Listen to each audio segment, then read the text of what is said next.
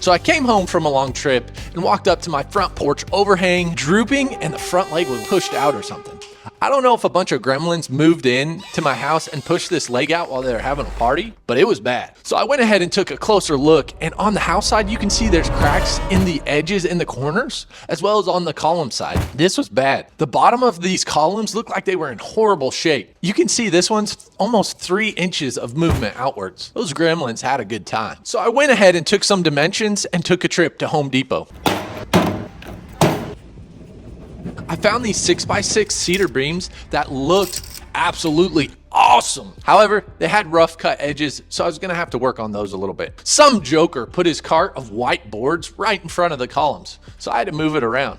Some people's kids. All these beams looked great and I could have used them, but there's just some unsaid rule that you can't take the first item on a shelf. It's like every 5-year-old and 6-year-old that walks through the aisle has these dirty grubbies and they run them along every single item. You just can't take the front one. So I went ahead and dug to the back and got 2 columns and put them on my cart for a whopping $156. This wasn't cheap. So I got them back to the workshop, and before I did anything else on this project, I wanted to make sure and prep them so nothing bad happened. So I sanded them down and used this Bare waterproofing sealer for all weather protection. This is going to be on my front porch. Sun, water, snow, you name it, it'll see it. I used this 3-inch brush to apply the sealer to all 4 sides of each of the columns.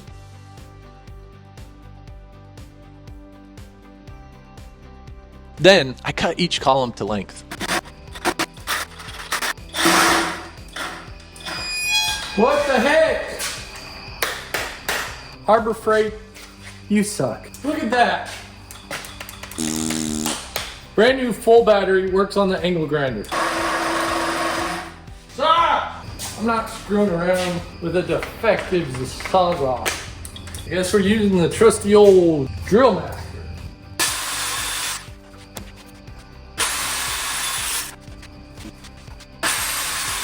The trusty old handsaw.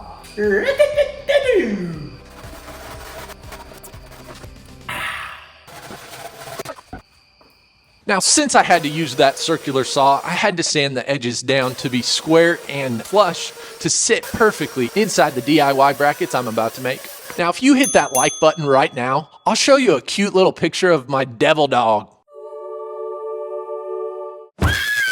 Now, since I spent an arm and a leg on the beams, I decided to make my own brackets. Also, I just like making stuff out of metal. Now, I saw these cool brackets online and something similar at Home Depot that I wanted to somewhat mimic, but I needed to size them correctly for these 6x6 cedar beams. So I went ahead and scoured my scrap pile. I ended up finding this 6x6 square tubing that had 3/16 inch thick walls. You can see there's going to be one flat piece on the bottom that's going to get a screw para wedge into the concrete. Then it's going to have 2 bolts, a bolt and a nut, to go all the way through the column with a bracket that looks like this on the bottom and on the top.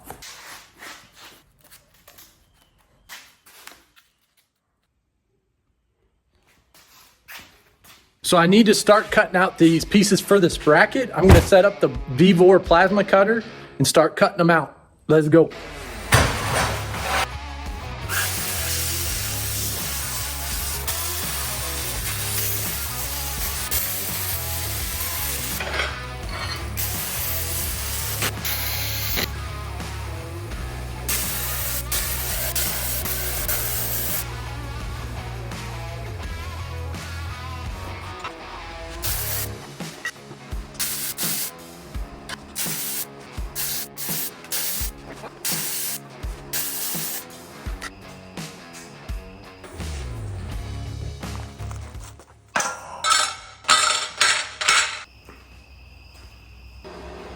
Now, I think when they're manufacturing these square tubing, something in the process induces some residual stress in the tube. So afterwards, if you cut out a piece, you're gonna get a curve. Maybe we could straighten this out, but I need my pieces to be flat.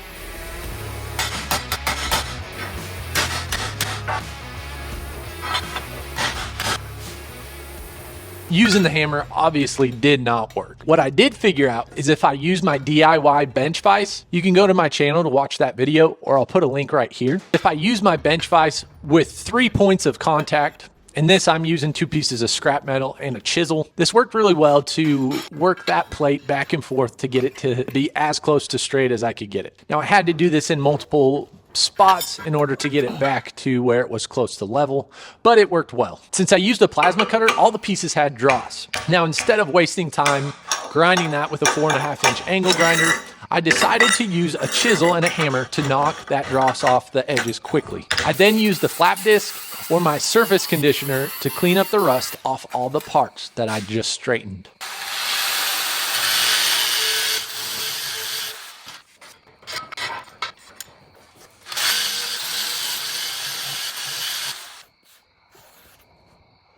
Now to make sure the holes for the bolts would line up, I clamped the 2 pieces together while I found my hole locations and drilled the holes. It took quite a bit of time to drill 2 pieces like this, and I was getting a ton of chatter with this big bit. So I ended up drilling a small pilot hole and using a single piece with a stepped bit to open it up to that 1/2-inch opening for the 1/2-inch bolts. I took extra care to get these upright plates to be in the correct position on this bracket. I wanted it to look nice and tight, so I didn't want any gaps between the brackets and the cedar beams.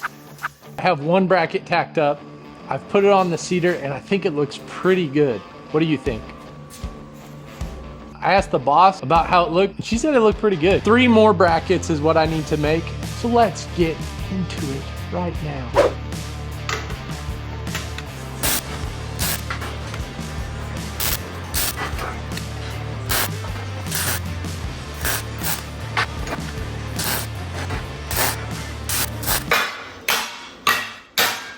Now after tacking, I went ahead and put these bolts in the holes to make sure everything lined up and was fitting correctly. The holes were a little off and needed a little hammer tapping to get it in place. I decided to just open up the holes an extra 1/16 of an inch to allow for a little bit of wiggle room.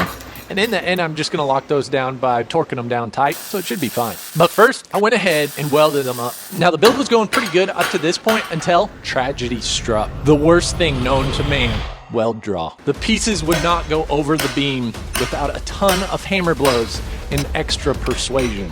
So I thought through how to get these bent back out to counter that weld draw. What I figured out is that a bench vise, its main function is to close, but it can open up too. So I hooked those upright brackets on the gripper plates on my vise and opened it up.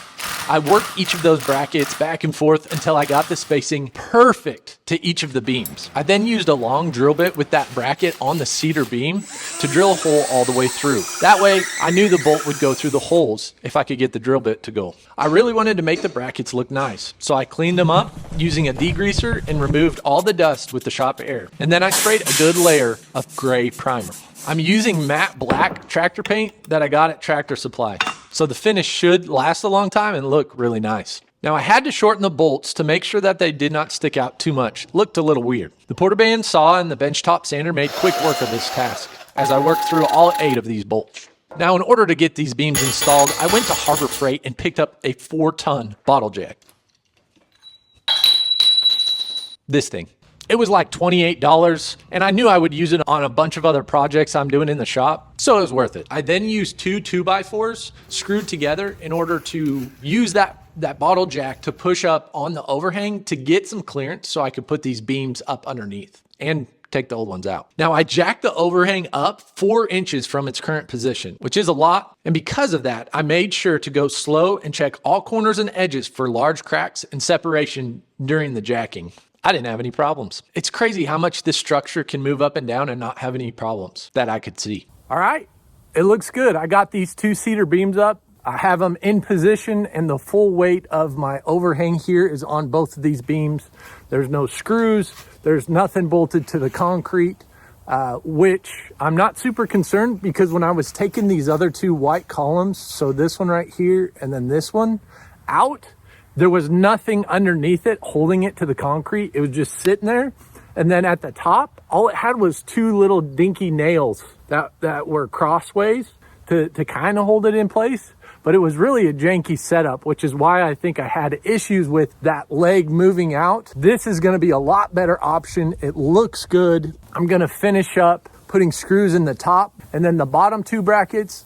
I am going to put a anchor screw into the concrete, and I'm gonna tighten those down so it will be secure for freaking ever. So we're all good? So good. I'm pretty happy.